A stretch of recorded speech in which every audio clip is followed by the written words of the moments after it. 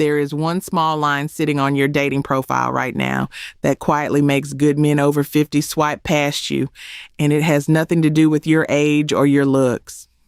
Before we go further, if you believe love and confidence are still yours after 50, take a moment and subscribe because we are building this life together.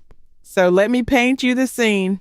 It's Sunday morning. A good, grounded man over 50 is sitting at his kitchen table. Coffee going cold, sunlight across the counter, thumb slowly scrolling through profiles. And then he stops. On yours. Your photo is lovely. Your smile is warm and real. The kind of face a tired man would love to wake up next to. He likes what he sees. He really does. Then his eyes drop to the words underneath your picture. He reads for a second, maybe two, and something in there makes him quietly move on. No message, no pause, just gone. Not your age, not your looks. One small thing you wrote without even thinking about it. And here's the part that stings a little. You are lovely. You are worth stopping for. But the words are doing something you never intended. Let me name it plainly because you deserve honesty from a woman who's on your side. The mistake is the apology, the quiet little list of what you are not. You've seen these lines. You may have written one yourself. Things like, not sure why I'm even on here, or no games, no drama, please, or the soft, aching one, probably too old for this, and that gentle warning, don't expect much. They feel honest, don't they? They feel safe, like you're being humble, managing expectations, protecting yourself before anyone else gets the chance to. It feels like the mature, grown-up thing to do. But read that line back to yourself for a second. Does it sound like you, the real you, or does it sound like you bracing to be turned down before the conversation even starts? Because to a good man reading it, those words don't say humble. They whisper one single word, insecurity. And I want you to sit with the tender truth underneath all this because it's not what you think. When you write, probably too old for this, you are not really apologizing to him. You are apologizing for taking up space at all. Think about where that comes from. After a divorce that broke something in you, after a loss you never planned for, after years of feeling overlooked in your own life, quietly waiting to be chosen. That habit sneaks in without a sound. You start bracing for rejection by rejecting yourself first. You get there before he can. So you write the small apology. You shrink the profile down. You make yourself easy to pass over. And then you wonder why the good ones keep passing over you. Here's what I need you to know. This is not a flaw in you. It's a habit. A very human, very understandable habit that has a name. And once you can see it, you can never unsee it. Which is exactly the point, because before we fix a single word, you have to understand what's really happening on the other side of that screen. So let me take you somewhere. Right inside his head, the very moment he reads those apologizing lines, what he actually feels is not what you'd expect. Step inside his head the moment he reads those lines. A warm, grounded man over 50 is not hunting for perfect. He's seen enough of life to know perfect isn't real, and honestly, he stopped looking for it a long time ago. What he's actually scanning for is quieter than that. He's looking for a woman who is at peace with herself, because that peace tells him something he can't see in any photo. It tells him she'll be kind to him too. A woman who likes her own life tends to be gentle with the people in it. That's what he's hoping to find. So when your profile leads with fear, here's the sad little misread that happens. You wrote those apologizing lines hoping he'd think, oh, she's humble, she's real, she's honest about herself. But that's not what lands. He doesn't think she's humble. He reads a string of quiet apologies, and something in him whispers, she may need me to reassure her constantly. And a tired man his age gently sets the phone down. Not because he's cruel. Understand that. He's not swiping past to be unkind. He's just tired. He's carried people before. He knows what it costs to spend every morning propping someone up who won't believe a good word you say. So he steps back softly before it even begins. And here's the part I need you to really hear. Close your eyes on this one. It was never your wrinkles. It was never your years. It was the flinch. That little brace you do before he can even answer. That flinch where you reject yourself first, just so it won't hurt as much when someone else might. That's what he feels, not your age at all. So, where does the flinch come from?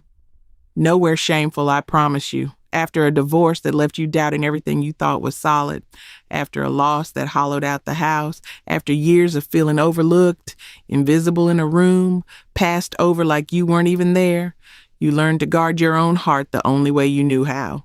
You beat rejection to the door. You said no to yourself before anyone else could. That is not a flaw in you. Please stop hearing it that way. It's a scar. A tender place where life pressed too hard.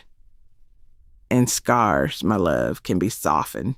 They fade with a little warmth and a little time. This one can too. So let me ask you something right here where it matters. Look at your own profile in your mind.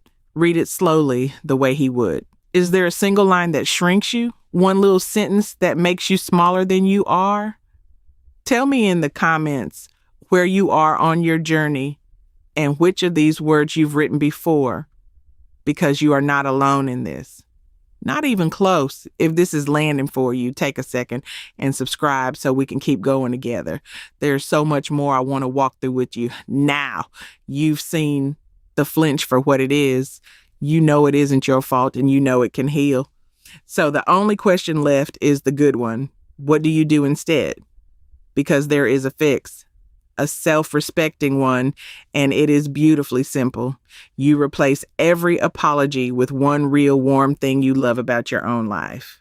There's a single line sitting on your profile right now that you could rewrite today. One small edit, and it changes how every good man feels the instant he finds you. Let me show you exactly what to write. So let me show you the rewrite in action, because this is where everything turns. That line that used to say, "Not sure why I'm even on here," you delete it, and in its place, you write the truth about the life you already love. I love slow Sunday coffees, long walks, and someone to laugh with. Read that again in your head. Feel the difference. One version braces for rejection, the other one opens a door. You see, you're not describing what you want. You're describing the ordinary happiness that's already yours. The bright kitchen on a Sunday morning.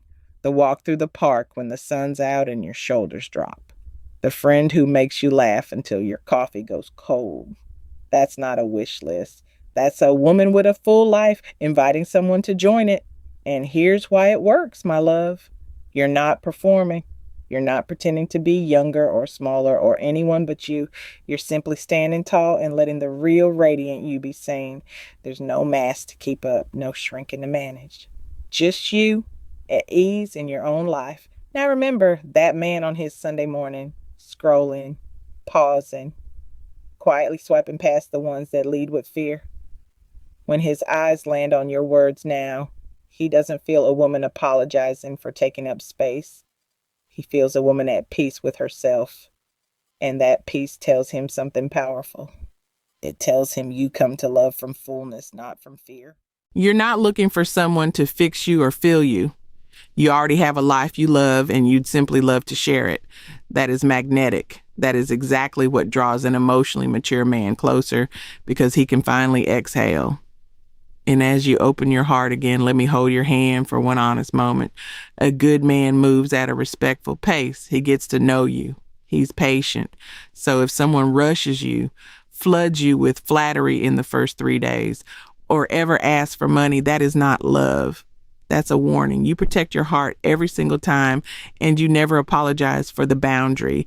Real love has never once needed you to hand over your bank details. So here is your takeaway, and it's small enough to do before your coffee's finished. Open your dating profile today. Read it slowly the way that man would. Find one apologizing line and delete one apologizing line. Just one. The probably too old for this. The don't expect much. Whatever quiet little flinch is hiding in there, delete it and replace it with something that lights you up. That single edit changes the whole feeling a man gets when he finds you. Do it today. Open your profile, delete one line, and tell me in the comments what you wrote instead. I read them, and I promise you'll inspire another woman who's scared to press save, because it was never your age that pushed good men away. It was never your looks or your laugh lines or your years. It was the flinch, the bracing, the quiet apology for still being here, still hoping. And the moment you stop shrinking, the whole thing shifts. The woman who knows her worth stops apologizing for existing. She stops leading with what she's not. And that, my love, is exactly when the right kind of man leans in, not because she chased him, because she stood tall and let herself be seen. If you needed to hear this today, I want you to say it back to yourself out loud if you can. I am worth being seen. Say it like you mean it, because you are. Love and connection are still yours. At 50, at 60, at 70, the door hasn't closed. It's been waiting for you to walk through it, standing tall from fullness, not fear. And it starts with you, just you, beautifully, unapologetically you.